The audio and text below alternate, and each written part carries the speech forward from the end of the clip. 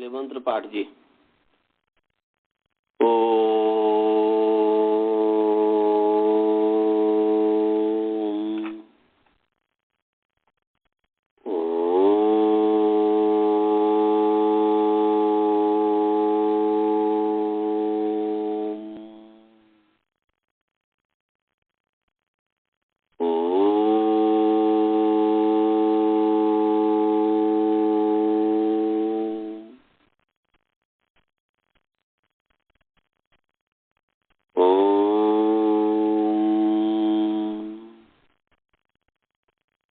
सहनावतु सहनो भुनक्तु सह वीर्यं करवावहै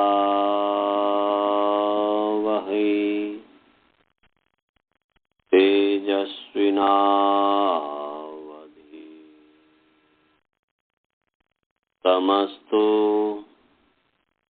मा विद्विषावहै।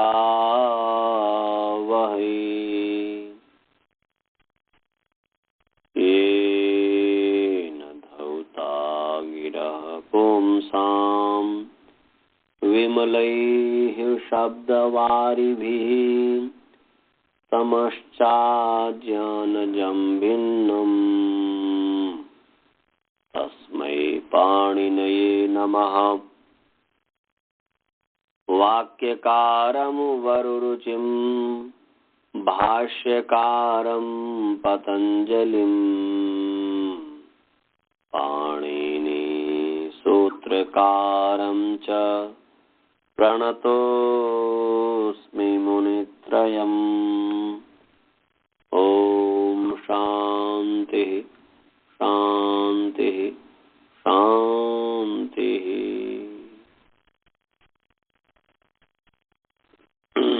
सभी को सादर नमस्ते।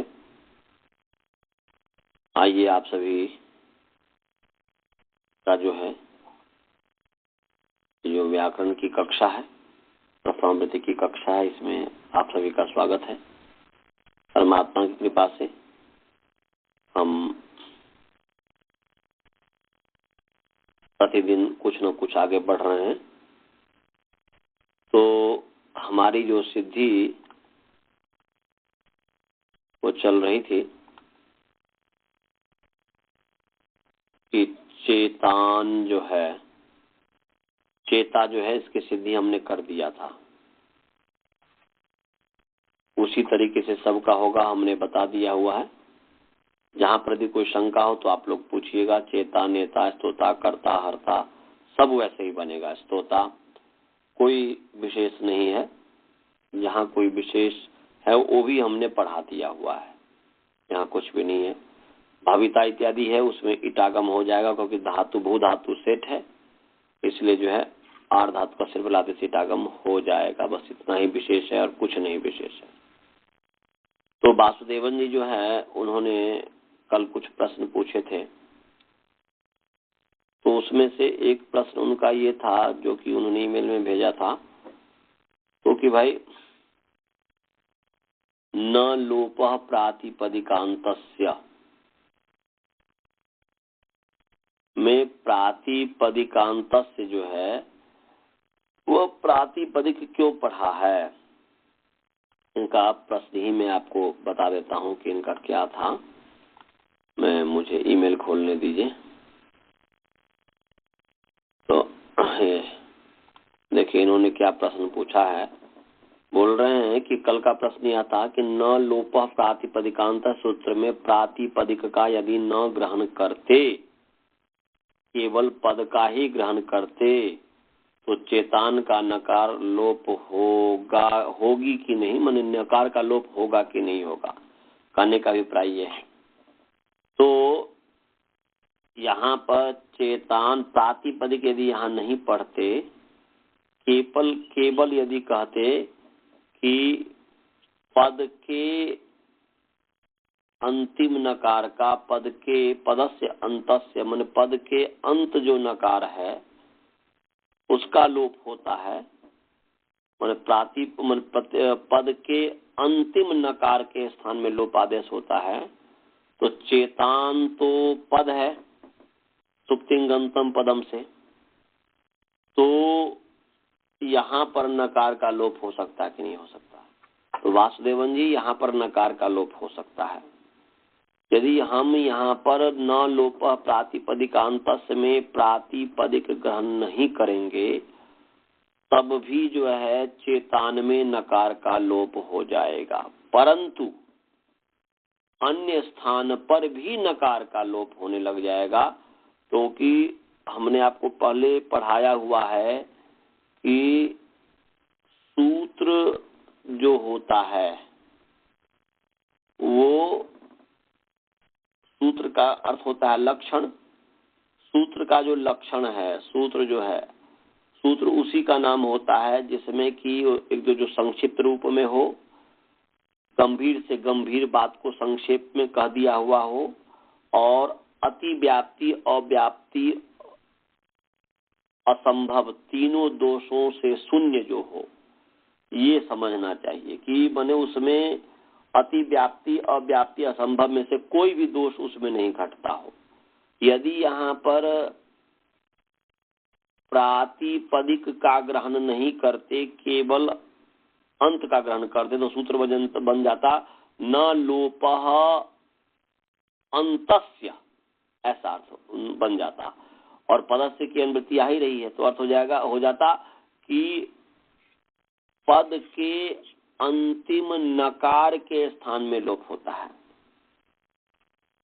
तो यहाँ पर जो है चेतान पद है, प्रत्यय लोपे प्रत्यय लक्षण मान करके सुप्तिंगंतम पदम से पद संज्ञा किया, और पद संज्ञा होने से पदस्य के अधिकार में न लोप अंतकस्य हो गया, तो अर्थ होगा कि पद के अंत के नकार, तो पद हो गया चेतान, उसके अंत हो गया न, उसके अंत नकार हो गया न, उसके स्थान पर लोप आदेश होता।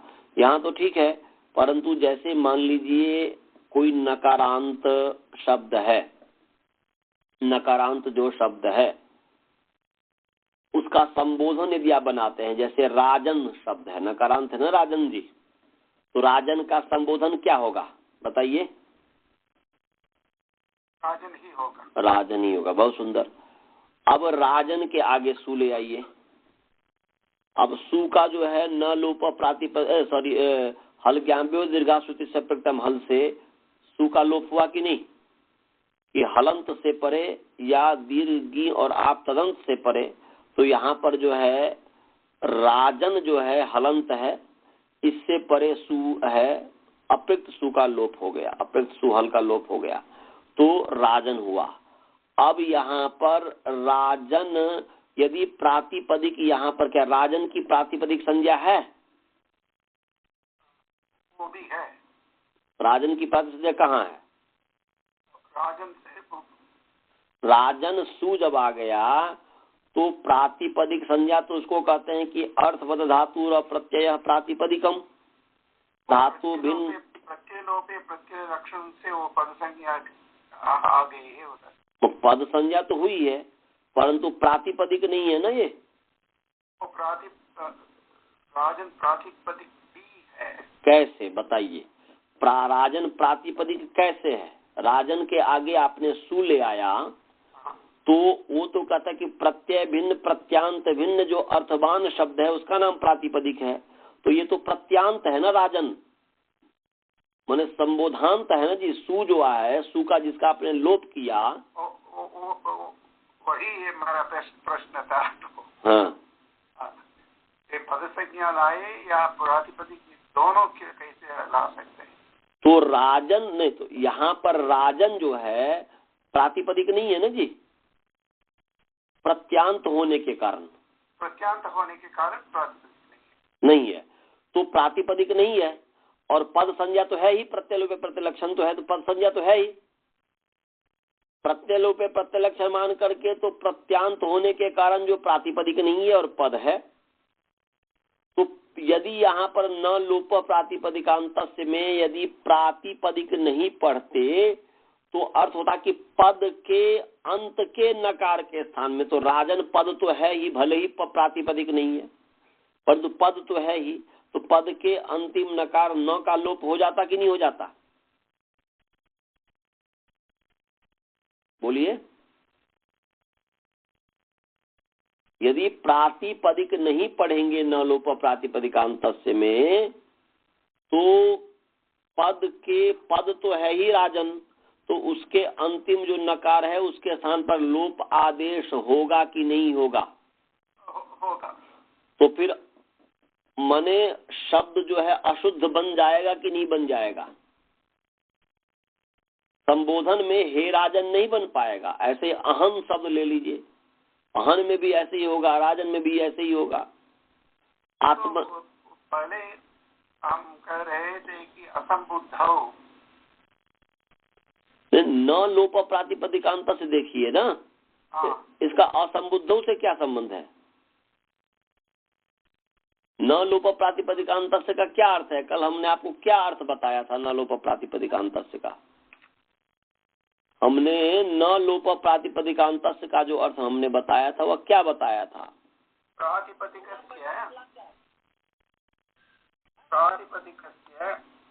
माने प्रातिपदिकस्य पदस्य अंतस्य नकारस्य स्थाने लोप भवते, इतना ही बताया। इसमें तो संबुद्धि असंबुद्धि कोई चर्चा ही नहीं है ना जी। सीधे करा कि प्रातिपदिक पद माने प्रातिपदिक संजक पद के अंतिम नकार के स्थान में लोप होता है। तो प्रातिपदिक पढ़ने से ये लाभ हो गया कि अब राजन जो है प्रातिपदिक नहीं है, पद तो है परंतु प्रातिपदिक नहीं है, इसलिए नकार का लोप नहीं हुआ। राजन में, अहन में, आत्मन में, हे आत्मन जो हम करते हैं, तो इसलिए वहां पर नकार का लोप नहीं हुआ। और यदि यहाँ पर प्रातिपदिक नहीं पढ़ते तो फिर नकार का लोप हो जाता, जो कि अनिष्ट सिद्धि हो जाती। हम जो नहीं चाहते हैं वो हो जाता। समझ में आया कि नहीं आया? नहीं, क्योंकि राजन प्रातिपदिक के साथ सु ला के सु को लोप किए। हाँ। और लोप करने के बाद वो पद भी है संबोधन में। हाँ। प्रातिपदिक भी है। हाँ, कहाँ है प्रातिपदिक? ना ना ना, अब नहीं है। राजन प्रातिपदिक से आपने सु लाया। हाँ। लाया, राजन प्रातिपदिक है, उस राजन प्रातिपदिक से आपने सु लाया। तो अब बताइए, राजन और सु प्रातिपदिक है? तो पदांत है। पदांत तो है। फिर ध्यान से सुनिए, राजन प्रातिपदिक से आपने सु लाया, तो अब मैं बोल रहा हूं कि राजन सु प्रातिपदिक है। ऐसे ही जैसे वासुदेवन है, वासुदेवन, वासुदेवन शब्द से सु लाया, तो वासुदेवन प्रातिपदिक से सु लाया, तो क्या वासुदेवन सु ये पूरा समुदाय प्रातिपदिक है? समुदाय प्रातिपदिक। तो ऐसे ही राजन सु समुदाय प्रातिपदिक है? प्रातिपदिक नहीं है, पद है। पद तो है, पद की अभी चर्चा छोड़ दीजिए, प्रातिपदिक नहीं है। अब यहाँ पर राजन के आगे जो सु आया, तो वो सु जो है वह सु का जो लोप हो गया, तो वो पूरे समुदाय जो सु भले ही लोप हो गया हो, परंतु प्रत्यय लोप प्रत्यय लक्ष्य मान करके सु तो है ही ना जी। हाँ। तो प्रातिपदिक वो कहाँ रहा राजन? वहां पर प्रातिपदिक कहाँ रहा? विदाउट प्रत्यय तो प्रातिपदिक है, परंतु विद प्रत्यय तो प्रातिपदिक नहीं है ना जी। नहीं। तो इधर भी चेतन की अवस्था भी ऐसी है। अब चेतान का देख लीजिए, अब चेतान में देखिए, चेतान कृदंत है कि नहीं? कृत समासास्त्र जो है कृदंत है कि नहीं? तो कृदंत की प्रातिपदिक संज्ञा होती है कि नहीं? होती है। तो प्रातिपदिक भी है वो। चेतान जो है प्रातिपदिक भी है और प्रत्यय लोप प्रतिलक्ष्य मान करके पद भी है।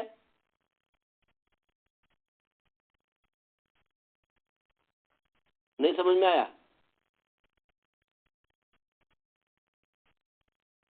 होने के बाद हमने सु लाया, वो पद ही होता है ना, चेतान प्लस सु आ गया। हाँ, तो वो प्रत्यय लोप प्रत्यय लक्ष्य मान के सु हुआ कि नहीं? चेतान सु जो है प्रत्यय लोप स का जो लोप हो गया हल गया सप्तम हल, तो चेतान ही बचा ना। चेतान ही बचा है, पर तो वो पद है। हाँ पद है, प्रातिपदिक नहीं है चेतान अभी। चेतान माने प्रत्यय लोपे प्रत्यय लक्षण मान करके चेतान की तो पद संज्ञा हो गई। पद संज्ञा होने के बाद फिर आप उसे प्रातिपद संज्ञा लाते हैं तो दो संज्ञा हो जाती है। समास नहीं आएगा अभी। यहाँ अभी मैं ये कह रहा हूँ कि चेतान तो अपने आप में प्रातिपदिक है। हाँ, चेतान अपने आप में पहला प्रातिपदिक है। हाँ हाँ, चेतान प्रातिपदिक है और उस वैसे ही राजन भी पहले से प्रातिपदिक है ना। राजन शब्द भी प्रातिपदिक है, पहले प्रातिपदिक है। सु लाते हैं, सु लाने के बाद लोप करते हैं, लोप करने के बाद उसकी संबोधन में पद संज्ञा है, इसीलिए शंका दी है। मैंने आपका प्रश्न ये है कि भाई ये जो माने जो चेतान जो स हुआ तो स की तो संज्ञा हो गई, फिर हल्ग्या में मैंने स की जो है लोप हो गया हल्ग्या में दीर्घासित सप्रथम हल, तो वहां पर यदि पद नहीं पढ़ते तब भी यहाँ पर काम चल जाता। आप ये कहना चाह रहे हैं? हाँ, वो भी नहीं, राजन शब्द में जो करते हैं यहाँ भी ऐसा ही होगा। तो हाँ वहां पर अच्छा ऐसा हो जाएगा। अच्छा जी, मैं भी बता रहा हूँ।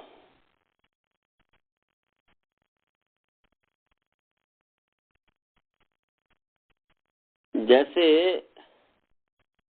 यदि प्रातिपदिक का ग्रहण न करते, केवल पद का ही ग्रहण करते,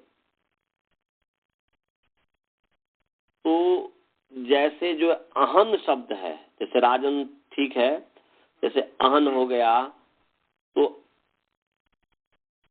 अहन का रूप चलाइए तो वो तो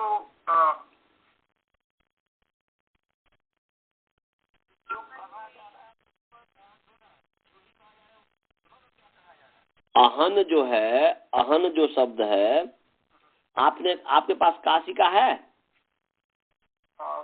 काशिका भी, काशिका निकालिए। हमारे पास काशिका नहीं है। अच्छा जी, एक मिनट में लगाती हूँ। हाँ, काशिका निकालिए। इस सूत्र का काशिका निकालिए कि प्रातिपदिकम इति किम।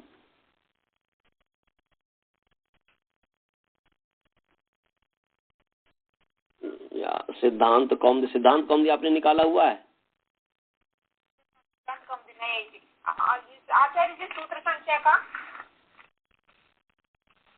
सूत्र संख्या सूत्र संख्या क्या है? 827.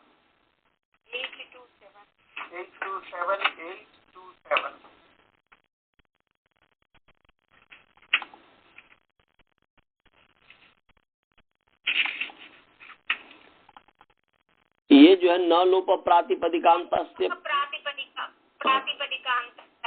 हाँ, उसमें प्रातिपदिकम इति किम करके कहा है? प्रातिपदिकस्य पदस्य यो अन्त्ये नकारस्य लोपो भव। ठीक है। राजा, राजाभ्याम, राजाभिः, राजता, राजतरः, राजतमः। प्रातिपदिक ग्रहणं की अहन इहम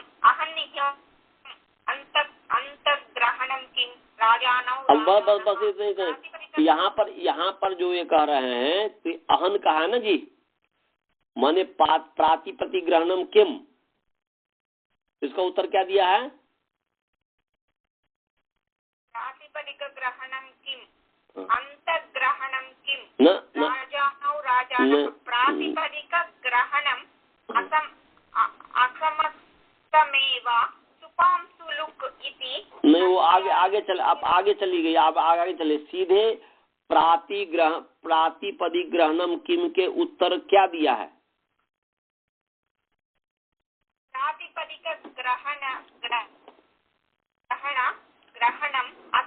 ग्रहणम असमस्तम एव न अहन शब्द नहीं आया है, अहन शब्द आ गया जी, अहन निहम। हाँ तो वही मैं कह रहा हूँ कि प्रातिपदिक ग्रहणम किम, तो उत्तर दिया अहन। अहन हाँ तो वो ये कहना चाह रहे हैं कि अहन के नकार का भी लोप होने लग जाएगा यदि। अच्छा बताइए, सिद्धांत कौमुदी में ये कहाँ सूत्र हो सकता है? न लोप प्रातिपदिकांता से कहाँ हो सकता है?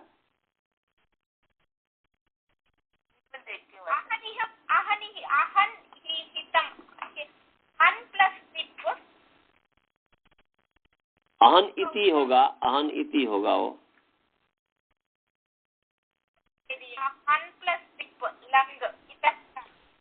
ये पहले भाग में ही होना चाहिए ना जी। आचार्य जी, हाँ यहाँ लघु सिद्धांत कौमुदी में देख रहा हूँ भीमसेन शास्त्री की व्याख्या। यदि सूत्र में प्रातिपदिक का ग्रहण न करते, केवल पद का ही ग्रहण करते, तो अहन हन धातु के लंग में प्रथम व मध्यम पुरुष का एक वचनांत प्रयोग यहाँ भी नकार का लोप हो जाता, क्योंकि यहाँ पद संज्ञा अक्षुण्ण है। इसी प्रकार यदि पद का ग्रहण न करते, केवल प्रातिपदिक माने वहाँ पर क्या उन्होंने कहा है? वहाँ पर उन्होंने क्या कहा है? यदि प्रातिपदिक ग्रहण नहीं करते, केवल पद का ग्रहण करते, तो क्या होता? केवल प्रातिपदिक का ही ग्रहण करते तो राजान प्लस औ। नहीं, वो मैं नहीं कर रहा हूँ, वो तो आगे की बात है। केवल प्रातिपदिक की बात बताइए। यहाँ भी नकार का लोप हो जाता, क्यों? कहाँ पे? अहन जो है, अहन लंग लकार का रूप है ना जी। यही करना धातु के लंग में प्रथम व मध्यम पुरुष का एक वचनांत प्रयोग। हाँ तो यहाँ पर बस हो गया, समाधान हो गया, वही अहन है। मैं अहन वो समझ लिया था, परंतु यहाँ पर अहन जो है, अहन यहाँ पर ये हो गया कि हन धातु जो है, हन धातु का लंग लकार का जो है प्रथम पुरुष और मध्यम पुरुष का एक वचन है। यही कहना चाह रहा है ना ये? ठीक है। हाँ तो बस हो गया। तो ये अहन जो है, काशिका वृत्ति में जो अहन जो शब्द दिया है, तो अहन वही अहन दिया है कि हाँ। इसी प्रकार यदि पद का ग्रहण न करते, केवल प्रातिपदिक का ही ग्रहण करते, तो राजान प्लस औ, राजानौ, यहाँ भी नकार का लोप हो जाता, क्योंकि प्रातिपदिक संज्ञा तो यहाँ भी है। हाँ ठीक है, ठीक कहा है। दोनों का ग्रहण किया गया है। हाँ ठीक है। तो इसमें एक और भी बात विचार चल रहा है। सकान या प्रातिपदिक संज्ञा पद है, यद्यपि प्रातिपदिक संज्ञा सखी शब्द की ही थी, तो भी एक देश विकृतम अनन्वयत से यहाँ प्रातिपदिक संज्ञा विद्यमान है। एक देश विकृतम अनन्यवत होगा, ये होगा एक देश विकृतम अनन्यवत, ऐसा का। उसके मतलब क्या है? एक देश में विकार पैदा हो जाए तो अन्य नहीं हो जाता, वही रहता है। इसका मतलब ये हुआ विकृत है, लेकिन ये प्रातिपदिक नहीं है। माने पहले तो इसको समझिए कि काशिका में जो कहा है, काशिका में अभी जो बहन जी पढ़ी थी कि अहन जो पढ़ी थी, वो वहीं से भैमी व्याख्या करने लिया हुआ है। तो अहन जो है, तो अहन जो है लंग लकार का रूप है, अहन। हाँ तो अहन जो लंग लकार का रूप हुआ, तो उसके नकार का लोप जो है, क्योंकि अहन तो पद है ही सुप्तिंगंतम पदम से, सुप्तिंगंतम पदम। हाँ बोलिए। वो बता रहे राजन शब्द में वो संबोधन में उसको एक निषेध सूत्र है, न संबुद्ध्यो बोल के। तो नौ परत संबुद्धौ च नकार लोप न भवति, ऐसा एक सूत्र है। नेक्स्ट वन ही है, न लोप प्रातिपदिकांत के बाद नेक्स्ट वही है। ठीक है, वो ठीक है, मैंने उस पर ये कर दिया, वो आप ठीक कर रही है, वो नहीं लगेगा, क्योंकि वहां पर तो फिर आपने कह दिया ना कि चेतान जो है, तो चेतान तो भले ही उसमें लोप हो जाता, परंतु प्रातिपदिक पहले तो है ही, तो उसके आधार पर तो वैसे जो है राजन में भी हो जाएगा। उसको ने अहन सबसे अच्छा उदाहरण है, अहन ही ठीक है। अहन जो है, अहन के नकार का जो है लोप क्या बोलते हैं कि अहन के नकार का लोप, यदि यहाँ पर प्रातिपदिक नहीं पढ़ते तो प्रातिपदिक न पढ़ने के कारण यहाँ पर जो अहन के नकार का लोप रहता है। अहन जो यहाँ पर लेना है वह दीन वाला अहन नहीं है, यहाँ पर अहन जो है लंग लकार का हन धातु का है। हाँ, वो थोड़ा कंफ्यूजन था, अहन कौन सा है। हाँ, तो ये हन धातु जो है लंग लकार का रूप है, तो लंग लकार का जो है वो रूप होने के कारण जो है कि ये इसमें पद संज्ञा तो है ही, पद संज्ञा तो अक्षुण्ण है ही इसमें, ये पद सुप्तिंगंत तिंगंत होने के कारण पद संज्ञा है, और पद संज्ञा होने से यहाँ पर जो है प्रातिपदिक नहीं है ये, क्योंकि जो है प्रत्यांत होने के कारण अहन जो है प्रातिपदिक नहीं है और पद संज्ञा है, इसलिए इसका भी न का लोप होने लग जाता, तो अनिष्ट सिद्धि होने लग जाती। ये इसमें कहा। यहाँ दो संज्ञा होने से हानि तो कुछ नहीं है। कहाँ पे? यहाँ पर प्रातिपदिक संज्ञा और पद संज्ञा दोनों होने में नहीं, कोई हानि नहीं है, कोई हानि नहीं है। हानि क्या होगी? इसमें कोई हानि नहीं है, पद संज्ञा भी हो गया, प्रातिपदिक संज्ञा भी हो गया। यहाँ पर प्रातिपदिक संज्ञा जो है चेतान जो है प्रातिपदिक भी है और पद भी है, तो ये। धन्यवाद। ठीक है, धन्यवाद जी। हाँ, तो ठीक है, भैमी व्याख्याकार जो है उन्होंने काशिका से ही लिया है, क्योंकि काशिका मेरे पास है नहीं अभी, तो अहन वहां पर। बहन जी आप समझ गई उसमें जो बताया अहन का उदाहरण जो दिया? हाँ जी, समझ लिया जी। क्या करने ने उधर तो नो अंतग्रहणं किम अनंतरं किम कृतवान् प्रातिपदिक ग्रहणं सुपांशु लुक् इति षष्ट्या लुक् निर्दिष्टम् अह्नो नलोपो प्रतिषेधे वक्तव्यः। वो जो है आगे आगे नहीं ये करना है, बस आगे तो बस इतना ही समझना है कि प्रातिप्रतिग्रहणम किम तो अहन, बस इतना ही अभी समझना है कि वो जो है प्रातिप्रतिग्रहणम किम तो अहन, बस तिंगंत है। बन गया हन प्लस तिप लंग लकार में। हाँ, तो लंग लकार, हाँ जी, अहन आ रहे हैं, उसके बाद क्या हो जाए उसका तो इकार का इसका हन हकार हा प्लस आ प्लस नकार प्लस तकार अनंतरम हलडाभ्यो हल्का लोप हो रहा है, तो का भी लोप हो जाता है, तो का लोप जाता है, तो अहन बन जाता है। भी लोप हो गया जी, अहन बन गया। ये तो इधर अहन तो सुप्तिंगंतम पदम। हाँ, तो पद संज्ञा है ना।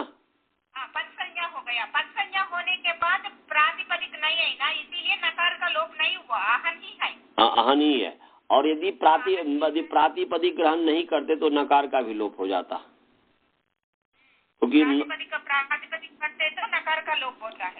और वहाँ पर जो आपने कहा पहले मैंने जो हेतु दिखाया तो वो तो गलत था, आपने ठीक ही कहा, क्योंकि वो जो राजन या चेतान इत्यादि जो है वो प्रातिपदिक भी है और पद भी है, ऐसे राजन और यहाँ और इन्होंने फिर कहा ना कि आगे जो है इसी के न लोप प्रातिपदिकांत के आगे ही जो है लघु सिद्धांत कौमुदी में नंगी संबुद्धियों कहा ना जी,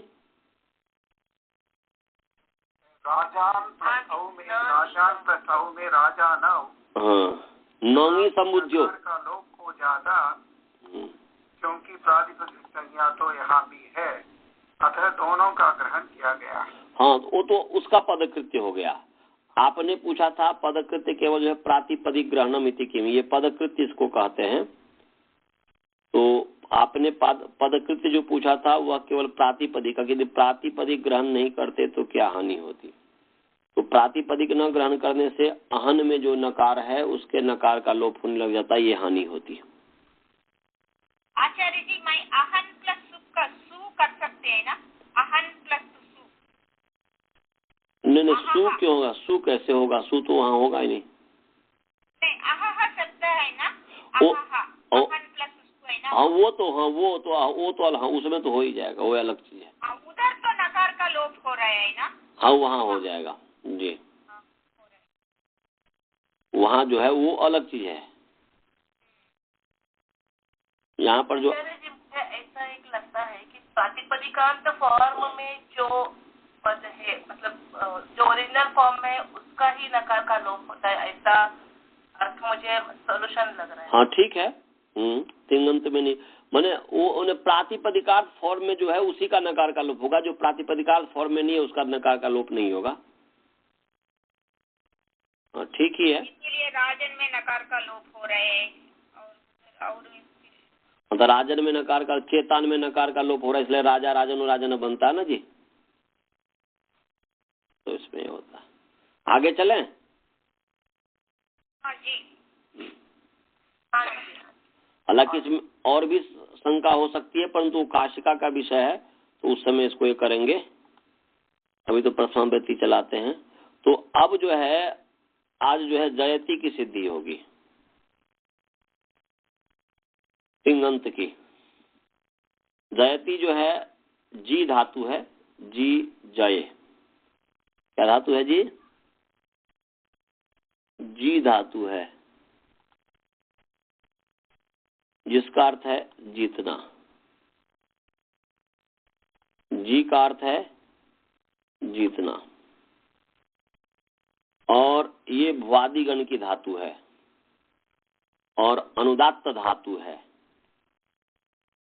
इसलिए अनिट हो गया, और परस्मैपदी धातु है।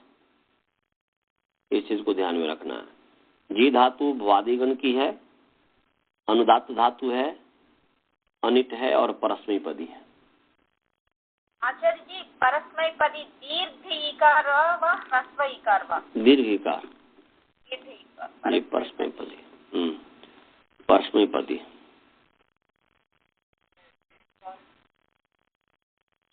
जी में तो ह्रस्व विकार है, पदी की बात पूछ रहे थे, परस्मैपदी। तो जी जो है ह्रस्व विकार है, तो जी धातु है। जी की जो है भूवादि धातु से धातु संज्ञा है, धातु संज्ञा होने से धातु का अधिकार चला, धातु के अधिकार में वर्तमान लट। ये पढ़ाया हूं कि नहीं पढ़ाया हूं? वर्तमान लट नहीं पढ़ाया हूं ना अभी? नहीं जी, हमको तिङन्त अभी तक नहीं आई ना। में तो और तिङन्त तो पढ़ाया हूँ, तिङन्त आकर्षित आहार्षित इत्यादि पढ़ाया नहीं हूँ? हाँ, उधर आ गया। वो आकर्षित में क्या होता है ये तो परंतु वर्तमान लट नहीं पढ़ाया हूँ। वर्तमान लट पढ़ लीजिए। हाँ, वर्तमान लट पढ़ लीजिए, वर्तमान लट निकालिए। वर्तमान लट सूत्र जो है निकालिए। ये जो है वर्तमान लट जो है 3-2-113 नंबर सूत्र है। 3-2-113 नंबर सूत्र है जी, वर्तमान लट। ओ मेरे प्रभु, 3-2-113 नंबर निकाल लीजिए। निकाल लिया? मिल गया जी, 123। वर्तमान लट 123 आप लोग निकाल लिए गुरुकुल में? 127 है? हाँ तो ठीक है, 127 है। तो वर्तमान लट 3-2-127 नंबर सूत्र है। ठीक है, मैंने क्या बोल दिया था? हाँ तो गलत बोल दिया था।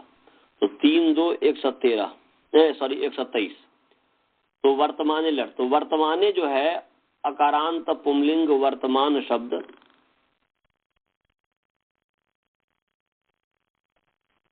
सप्तमी विभक्ति एक वचन है। लट टकारांत पुंलिंग लट शब्द प्रथमा विभक्ति एक वचन है। लट टकारांत पुंलिंग लट शब्द प्रथमा विभक्ति एक वचन है। ऊपर से अनुवृत्ति आ रही है, धातुओं का अधिकार चल रहा है, प्रत्यय परश्च का अधिकार चल रहा है।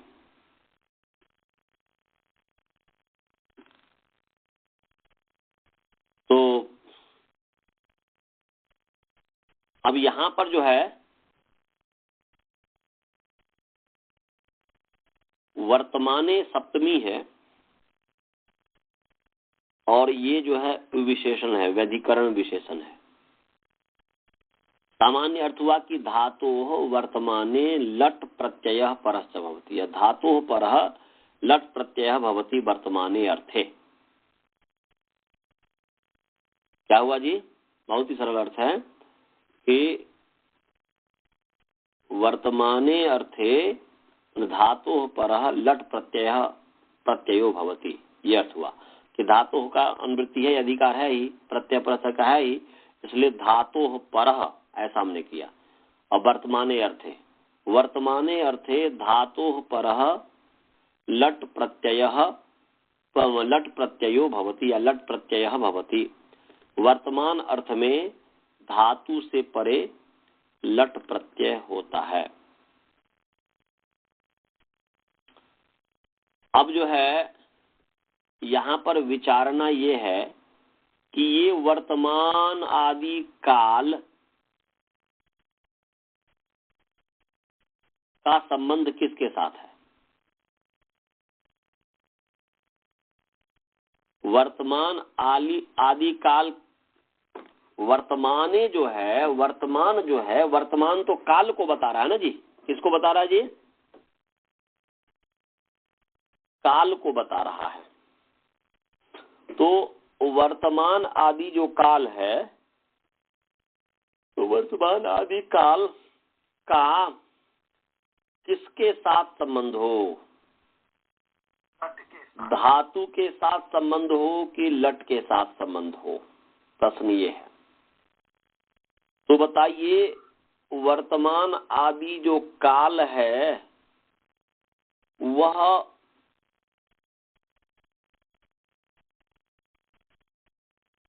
धात्वर्थ के साथ उसका संबंध होगा कि प्रत्ययार्थ के साथ उसका संबंध होगा? वर्तमान काल है और काल भूतकाल, ये पूर्व में ये कार्य हुआ था, आगे होगा, अभी हो रहा है इत्यादि जो हम कहते हैं। तो ये जो है वर्तमान काल, माने काल वर्तमान ही काल नहीं, कोई भी काल ले लीजिए, भूत भविष्य वर्तमान, कोई भी काल जो काल है वह जो है धातु का जो अर्थ क्रिया है उसके साथ होना चाहिए ना। कि क्रिया का संबंध, क्रिया के साथ ही काल का संबंध होता है, टाइम का संबंध होता है। प्रत्यय के साथ होता है। हाँ जी, धातु के साथ होता है वर्तमान काल, धात्वर्थ के साथ होगा। हाँ, धात्वर्थ किसके साथ होगा जी? धात्वर्थ के साथ ही जी। धात्वर्थ के साथ होगा। धातु के साथ नहीं, धात्वर्थ के साथ होगा। क्योंकि वर्तमान इत्यादि जो काल है उसका संबंध जो है धातु का जो अर्थ है क्रिया, उस क्रिया के साथ होगा ना जी। वर्तमान क्रिया, भूत क्रिया, माने वर्तमान कालिक क्रिया, भूतकालिक क्रिया, भविष्यत कालिक क्रिया। तो वर्तमान इत्यादि, वर्तमान भूत भविष्यत, ये जो है, यह भूत वर्तमान भविष्यत, यह जो है क्रिया को कहेगा। भूतकाल क्रिया का ही हो सकता है, भविष्यत काल, वर्तमान काल ये क्रिया का ही हो सकता है। प्रत्ययार्थ के साथ प्रत्ययार्थ नहीं होगा। लट जो प्रत्यय है उसका क्या अर्थ है? लट प्रत्यय जो है उसका अर्थ करता है। क्योंकि आगे जो बताऊंगा, लह कर पीछे बताया भी हूं कि लह कर्मणि च भावे चा कर्म के भ्य। तो लकार जो है सकर्मक धातु होगा तो उससे जो है कर्ता और कर्म में होगा, और अकर्मक होगा तो कर्ता और भाव में होगा। ये बताया हूं कि नहीं पीछे? तो लट इत्यादि प्रत्यय का, तो लट का तो अर्थ कर्ता इत्यादि है, करता है, कर्ता कर्म भाव। तो यहाँ पर काल का कर्ता कर्म भाव के साथ क्या संबंध? काल का संबंध तो क्रिया के साथ होना चाहिए, क्रिया के साथ ही होगा। क्योंकि ये काल भूत भविष्य वर्तमान क्रिया, माने क्रिया को बता रहा है, भूतकालिक क्रिया को बता रहा है, वर्तमान कालिक क्रिया को बता रहा है, और भविष्यकालिक क्रिया को बताएगा ये काल शब्द। तो इसीलिए यहाँ पर वर्तमानी जो का संबंध धातु के साथ होना चाहिए। किसके साथ होना चाहिए? वर्तमाने का संबंध धातु के साथ होना चाहिए। ऐसा होना चाहिए कि वर्तमान क्रिया को कहने वाले जो धातु है, वर्तमान क्रिया को कहने वाला, वर्तमान काल में जो भी क्रिया है और उसको कहने वालों जो धातु है, उससे परे लट प्रत्यय होता है। ऐसा अर्थ होगा कि मने वर्तमान क्रियावाचक, वर्तमान क्रिया वाचकात धातो लट स्यात्, ऐसा अर्थ हो जाएगा। वर्तमान क्रिया को कहने वाला जो धातु है उससे लट होता है।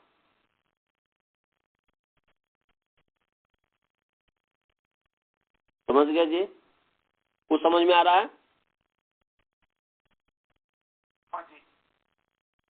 वर्तमान क्रियावाचकात् धातोः। हाँ, वर्तमान क्रियावाचकात धातोः माने वर्तमान क्रिया को कहने वाले, वर्तमान काल के क्रिया को जो कहने वाले जो धातु है, या वर्तमान कालिक जो क्रिया है, वर्तमान कालिक क्रिया के जो वाचक धातु हैं उससे परे लट प्रत्यय होता है। क्योंकि यहाँ पर वर्तमान इत्यादि का संबंध धातु के अर्थ के साथ होता है। समझ गए जी? तो इसीलिए अर्थ होना चाहिए कि वर्तमान कालिक क्रियावाचक धातु से, वर्तमान का अर्थ कि वर्तमान कालिक क्रिया, वर्तमान कालिक क्रियावाचका धातु लट प्रत्यय भवति, धातु पर लट प्रत्यय भवति, लट प्रत्यय भवति।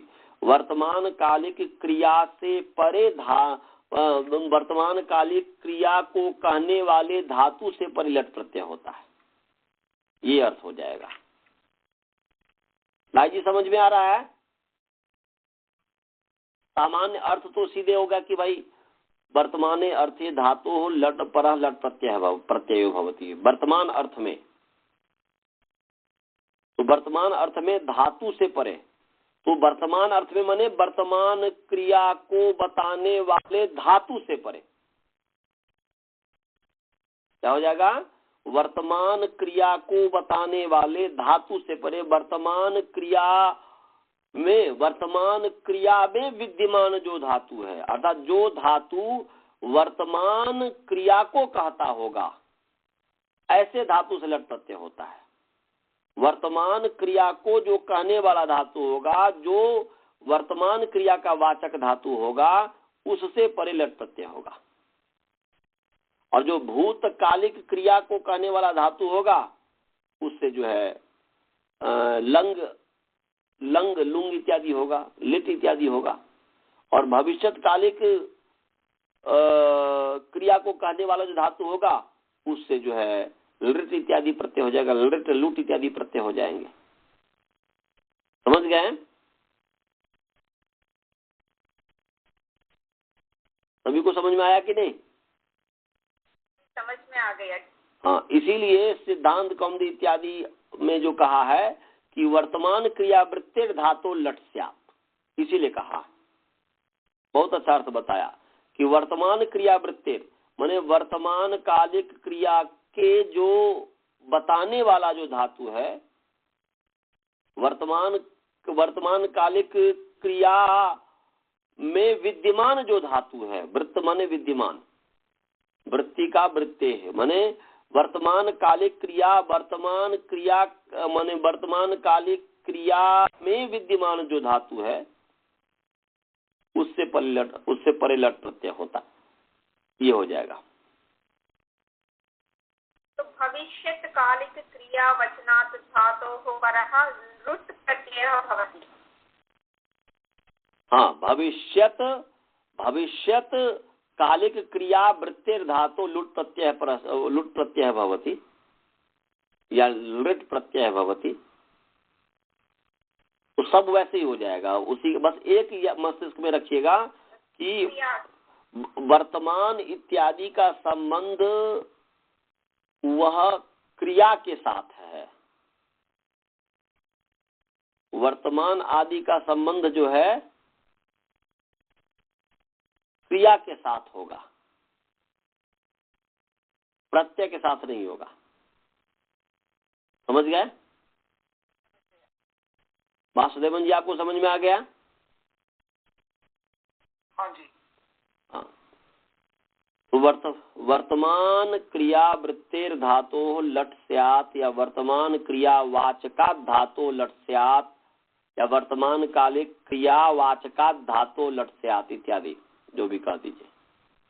वर्तमान क्रिया में विद्यमान जो धातु है, वर्तमान क्रिया के जो वृत्त माने वाचक भी कह सकते हैं। वर्तमान क्रिया में विद्यमान माने वर्तमान क्रिया को कहने वाला, भाव यही हुआ, फलित अर्थ यही हुआ कि वर्तमान क्रियावाचकात्, ये फलित अर्थ हुआ कि वर्तमान क्रिया में विद्यमान धातु से अर्थात वर्तमान क्रिया के जो वाचक धातु हैं उससे परे लट प्रत्यय होता है।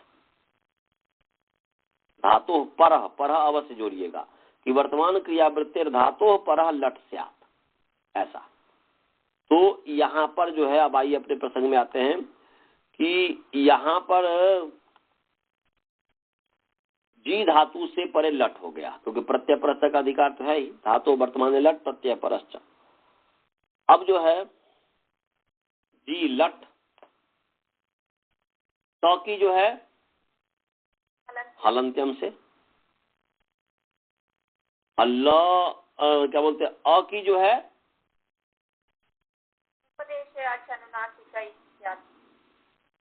उपदेशे जनुनासिक इत से,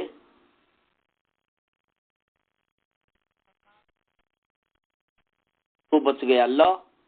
यहाँ पर शंका आप कर सकते हैं, आप एक शंका कर सकते हैं कि लट में जो ल है लशक से होगा कि नहीं। लशक क्या कहता है, लशक क्या कहता है जी, लकार और शकार और कवर की संज्ञा। उपदेश में प्रत्यय के आदि जो लकार शकार का वर्ग है, उपदेश प्रत्यय से आदि लकार शकार का वर्गाः इतः भवन्ति। तो उपदेश में प्रत्यय के आदि जो लकार शकार का वर्ग है, तो यहाँ पर प्रत्यय के आदि में ल है कि नहीं, प्रत्यय का आदि अब जब लकार है कि नहीं लट में, है ना जी। तद्धित होना चाहिए, लट थोड़े तद्धित है, ये तो अतद्धित है, तद्धित तो है ही नहीं। तो पूरा इसमें तो यहाँ पर तो हो ही रहा है। सबको लोप करते हैं तो उसका प्रयोजन ही चला जाता है। तो यहाँ पर हाँ, मतलब यहाँ पर जो ट है, ट की संज्ञा का तो प्रयोजन है कि टेरे इत्यादि जो है एक इत्यादि हो जाए।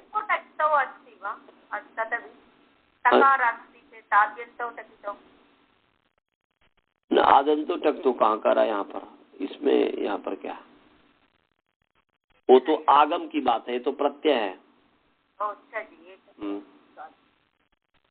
मैंने प्रत्यय क्या जाएगा तो वो प्रत्यय लाने की का प्रयोजन भी चला जाता है। तो यहाँ पर जो है हाँ, मैंने आप जो है उपदेश हलंत्यम से त की और जो है उपदेश जनुनासिक से जो है आकार की जो है इत संज्ञा कर देते हैं, तसलोप अदसलोप से लोप हो जाता है। अब टकार का यदि इत करते हैं तो टकार का इत का प्रयोजन तो है तितात्म्याम टेरे से जो इत हो जाता है, हाँ? और यहाँ पर लकार उत्तरवर्ती जो अनुनासिक जो आकार है, यहाँ पर जो आकार की संज्ञा जो आकार जो जोड़ा गया है वो लिट इत्यादि से भेद करने के लिए किया गया है, हाँ? तो अब बच गया ल। ल में अ तो लिट इत्यादि से भेद करने के लिए किया गया हुआ है, अब बच गया ल। तो ल की भी यदि इत संज्ञा कर देंगे तो ल के उच्चारण जो सामर्थ्य किया या लस्य जो अधिकार सूत्र है ना जी,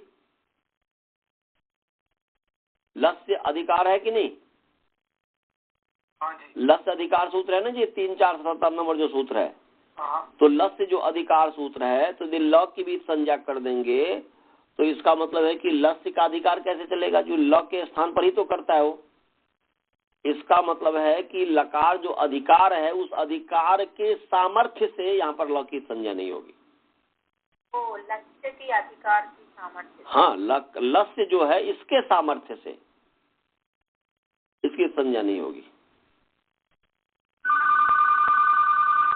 समझ गए? हाँ, तो इसलिए ल की संज्ञा नहीं। भाई जी समझ में आया? लकार की संज्ञा क्यों नहीं हुई? लस जो अधिकार किया है उसके उच्चारण सामर्थ्य से।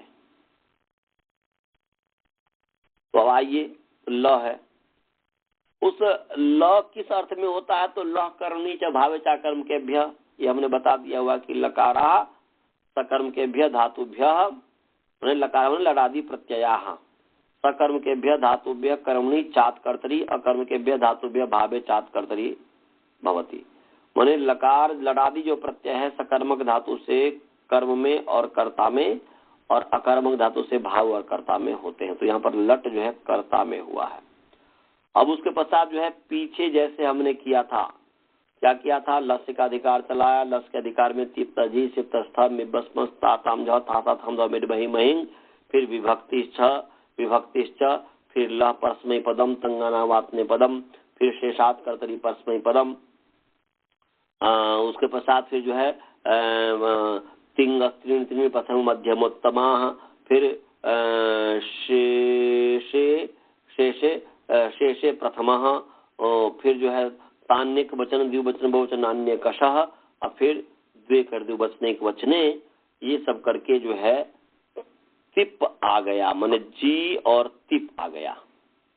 और तिप जो है, तिप की जो है तिंग शित सार्वधातुकम से तिंग और शित प्रत्यय की सार्वधातुक संज्ञा होती है। हाँ, तिंग माने धात्वाधिकारे तिंग या धातुर्विहित लस, धातुर्विहित से लस स्थाने तिंग प्रत्यय, या यहाँ पर सीधे कर दिया तिंग सिद्ध प्रत्यय, तिंग प्रत्यय से तिंग सिद्ध प्रत्यय सार्वधातु संज्ञके भवत। तिंग और सिद्ध प्रत्यय जो है सार्वधातुक संज्ञक होता है। तो यहाँ पर जो है तिप जो है तिंग है, तो इसका नाम सार्वधातुक हो गया। अब जी जी जी केवल जी है, केवल जी है। अनुबंध लोप करेंगे तिप का, तो तिप का जो अनुबंध लोप करेंगे तो ती बचेगा, और मैंने प का हलंत्यम से संज्ञा कर दीजिए, और फिर तसलोप अदसलोप हो गया। और ती की जो सार्वधातुक संज्ञा, सार्वधातुक संज्ञा होने से क्या हुआ? कर्तरी शप। कर्तरी शप पढ़ा दिया हूं कि नहीं? नहीं पढ़ाया हूं ना? नहीं, कर्तरी शप नहीं आया।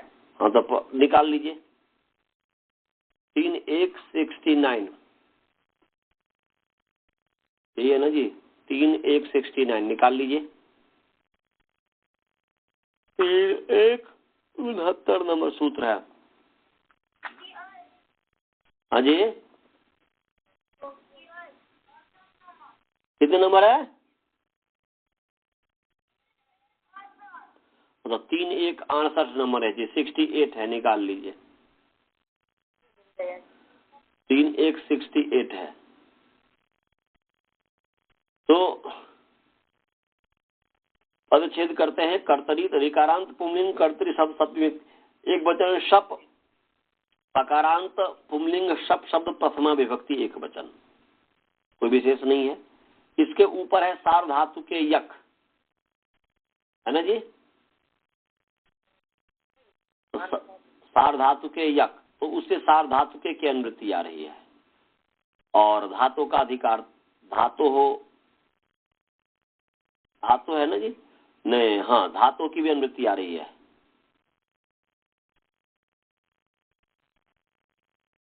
सीधे 1:68 है। धातु कितने नंबर सूत्र है जी? धातु को तो 91 में है ना, धातु अनंतरम आगच्छति। धातु तो तृतीया प्रथम धातु नहीं है। अच्छा, इसमें धातु नहीं है? कैसा आएगा? मैं देख रही हूँ, वो तो आगे आ रहे हैं, 91 में आ रहे हैं धातु को।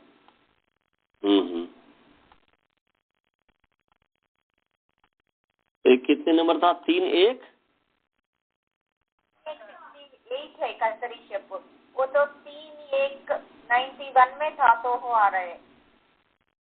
हालांकि धातु का अधिकार इसमें भी आएगा, वो जो है ना धातु रेखाचित दिया है ना सूत्र, धातु रेखाचो हला देख लिया समझारे अंग।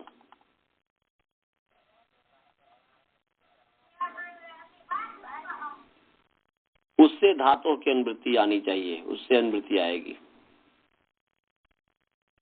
धातु का।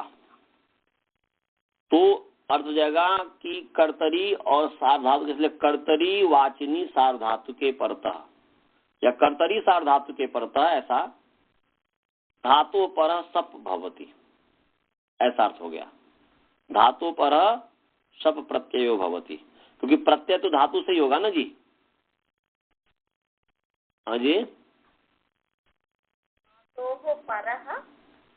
सप प्रत्ययो भवति, धातु पर सप प्रत्ययो भवति।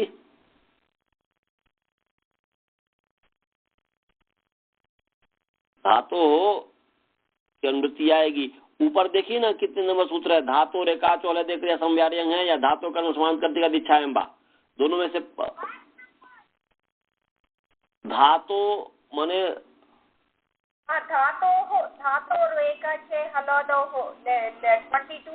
और धातु रेखा चौला देख लिया संव्यार्यंग, और दूसरा मेरे मुख से क्या निकला था, धातु कर्म समान करती का दीक्षा एम्बा। इस दोनों में से बाद में कौन है?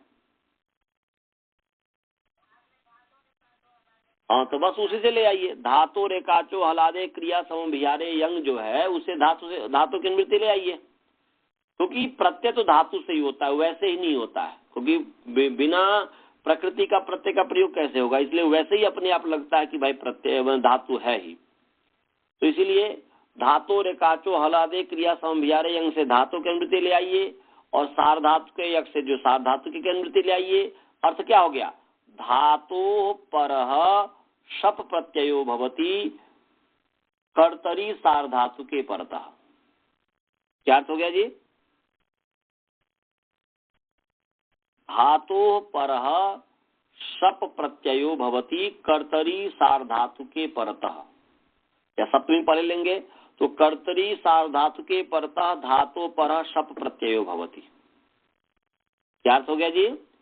कर्तरी सार्वधातु के परतः धातु परः शप प्रत्ययो भवति, माने कर्ता को कहने वाला जो सार्वधातुक, तो तीन से सार्वधातुक हम तिप जो है जयती में जी जो है और ती जो है, तो ती कर्ता को कहता है, लकर्म से भाविता कर्म के भी हमने बता दिया।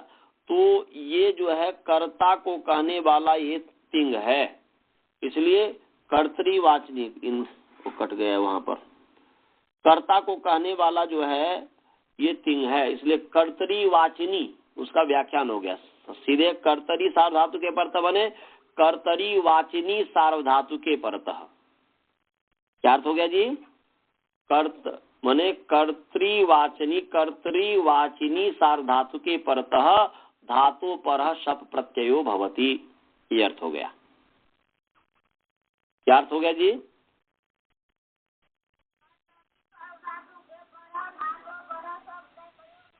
क्या कह दिया मैंने? बोला कर्तरी सार्वधातु के परतः धातु परः शप प्रत्ययो भवति, ये है।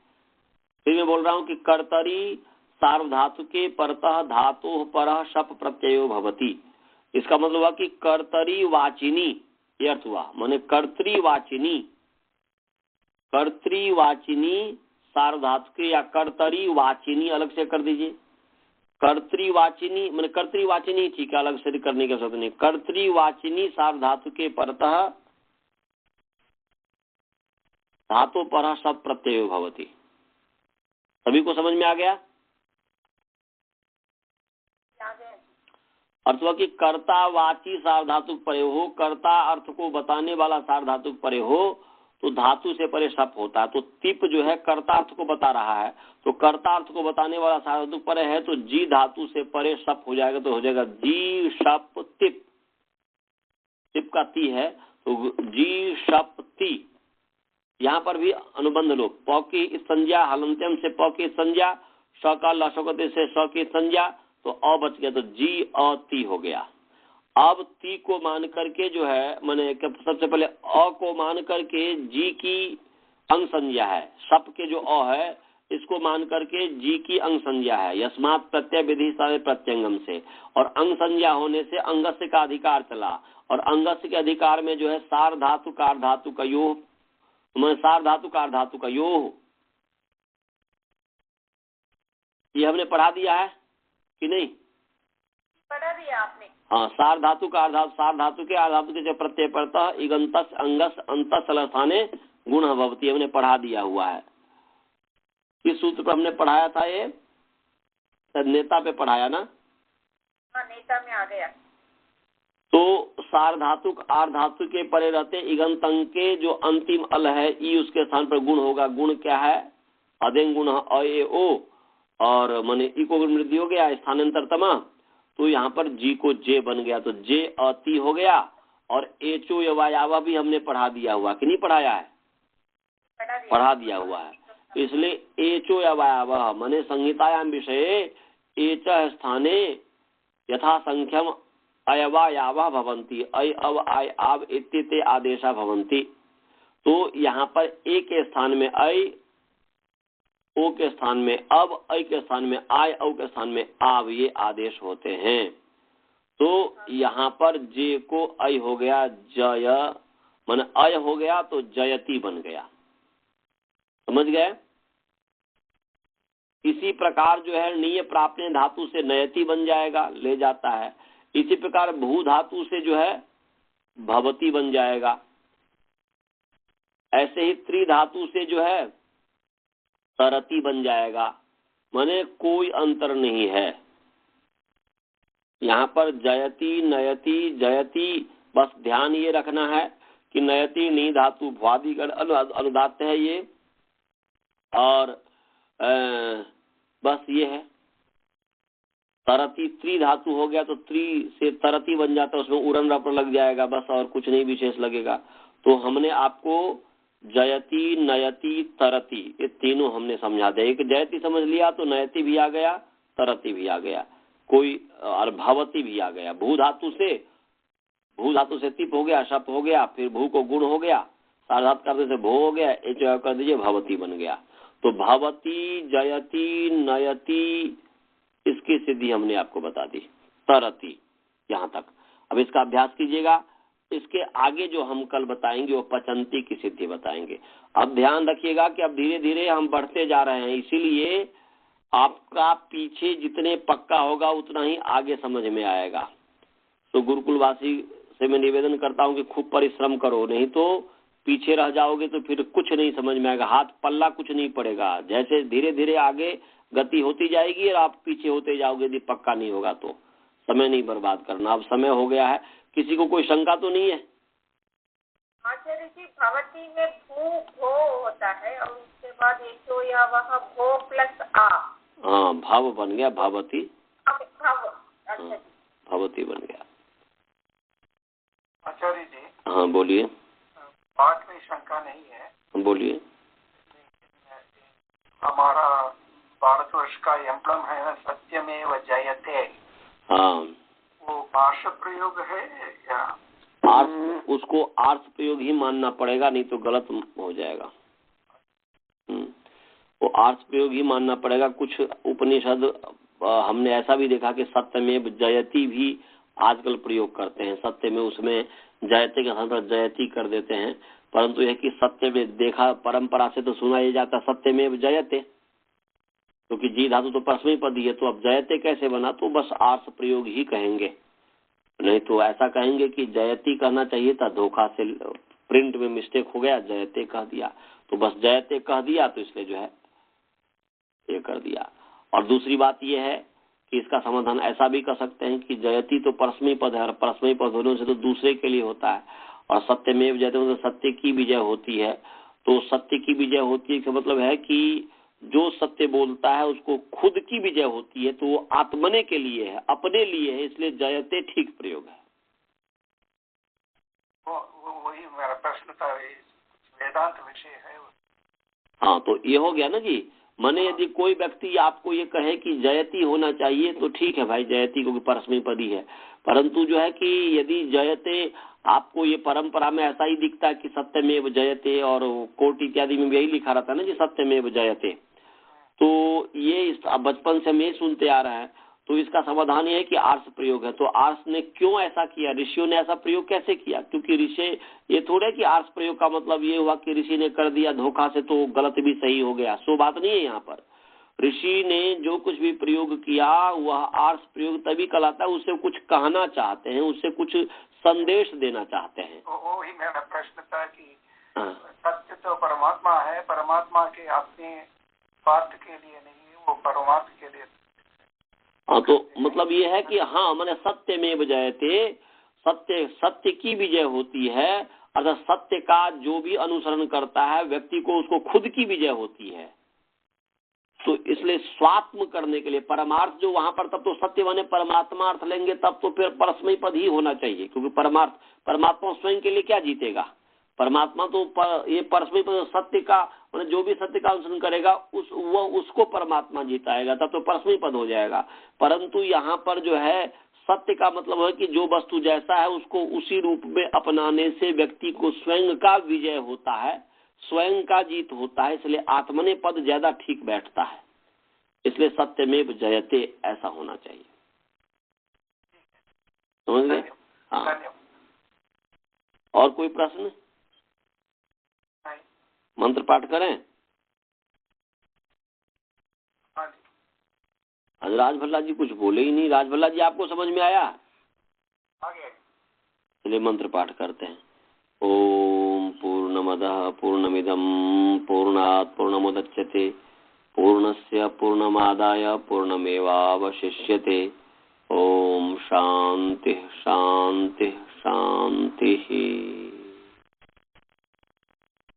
नमस्ते। नमस्ते।